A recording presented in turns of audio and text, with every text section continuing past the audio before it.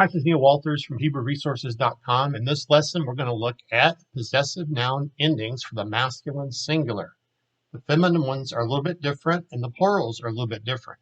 So in the Wine Green book, this is topic number 25, and that can be found on page 50. So we're going to use the word sus for horse for our kind of like easy, perfect example. So susi is my horse, susi.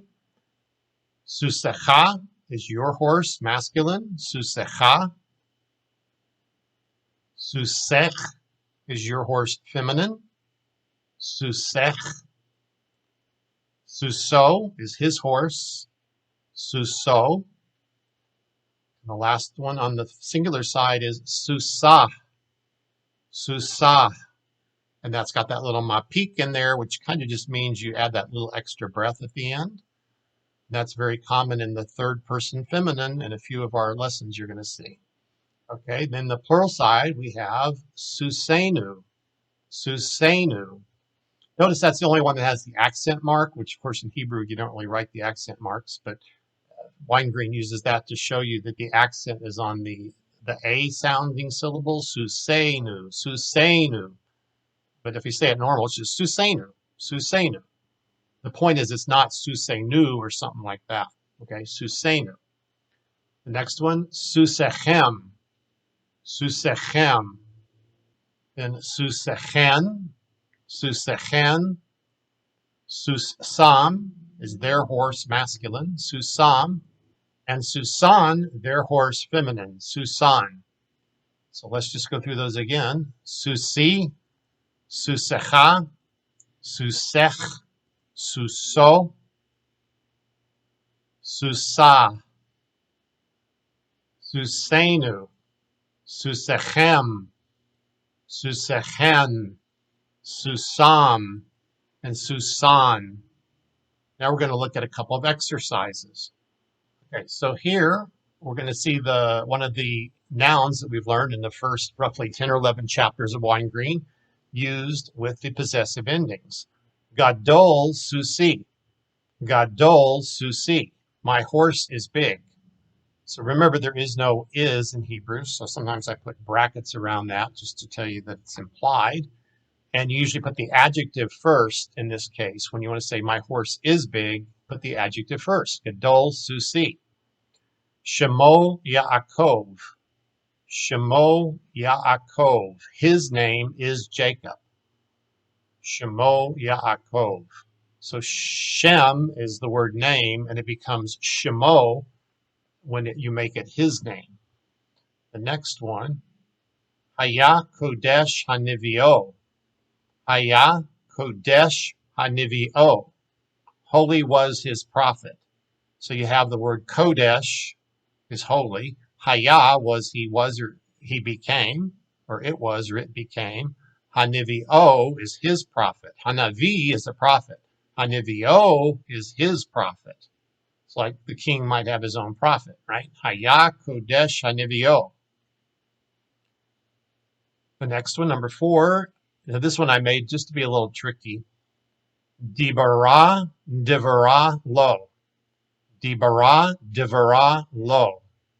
So what the heck am I doing with these two words that look almost the same?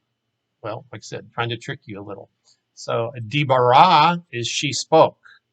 It's actually a PL verb, but we'll get to that later in Wine Green. But anyway, it works with this word dibara. So she spoke. Devarah is her word, or put that mapik on the end. Devarah. Devarah. Okay, so her word. I just corrected it. The word that was highlighted here should have been her word, or bold, to him. And I added the word to him on the end. That's one of our inseparable prepositions with the suffix on the end, which we cover in a separate video on my channel if you want to check that out. So divara, divara, lo. She spoke her word to him. That wasn't too tricky. The next one is shamarnu, ate susenu. Shamarnu, ate susenu. So shamarnu means we kept or we watched. Susenu is our horse. Our horse. The word ate is the sign of a direct object. So when we watch something, what did we watch? It's the thing we watched. So in English, we don't have the word ate or et, right? Only in Hebrew. Shamarnu ate Susenu. The next one, Diber Banah Lanu. Diber Banah Lanu. Her son spoke to us. So notice on these that have the verbs, the verb is always first in Hebrew. So like these two didn't have verbs. Haya is a verb, Dibara is a verb, Shamarnu is a verb, Diber is a verb, Karat is a verb. Down here, Mishal is a verb. So the verb usually comes first. So we have Diber, he spoke. Okay, he spoke. So who is the he? We have to read the next word. Banah, her son. So her son is masculine, even though that has the her ending, right? It's her son, but the son is a masculine person. So her son spoke lanu to us. Diber banah lanu. The next one. And you know what? I just noticed there was a bug in that one, let's say. There was a little mistake. It's karat ate burrito imaham. He cut his covenant with them. In English, we don't say you cut a covenant. We say he made a covenant. But the word karat literally means cut in Hebrew. Now, since he cut his covenant, his is definite. It's not just a covenant. You could say karat brit, he cut a covenant. But once you make it definite by saying his covenant, it becomes definite, and the object of the verb needs the ate in front of it in Hebrew. So karat ate brito, he cut his covenant, or he made his covenant, imahem, with you, or you all, with you all. The next one, tovim susam,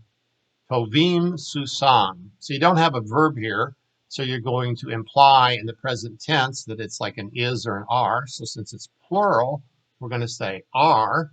Their horses are good, or good are their horses. Same thing up here. You could say great is his horse, or great is my horse. But in English, instead of saying like good is their horses, good are their horses, we usually say their horses are good. Okay, the next one, Haya ruchacha rasha. Haya ruchacha rasha. Your spirit became or was wicked. Haya is he was or he became. Ruchacha is your spirit, masculine, your, third person masculine singular, and ruach is masculine. Rasha became evil, or wicked, I'm sorry, wicked. Rasha. Ra'ah is evil. Rasha is wicked. And number 10, Mashal Besaro Bo. Mashal Besaro Bo. His flesh ruled over him. Mashal means he ruled. Basaro is his flesh. So his flesh is the subject of the sentence. The verb comes first, right, in Hebrew. His flesh ruled. And then there's an idiom in Hebrew that Weingreen tells us about. We don't say like al, on. When you use the word mashal, you always put the preposition ba followed by whatever the person or the things are they rule. So we're going to say bo, which is our inflected preposition or our suffix on an inseparable preposition, ba, which means in or in. So it normally means in, but when you combine it with mashal, it means over. So his flesh ruled over him. That is the end of the masculine possessive noun endings. Check out the link below the video if you want to know more about the course that I'm working on, and we'll have the link there in hopefully by December 2022.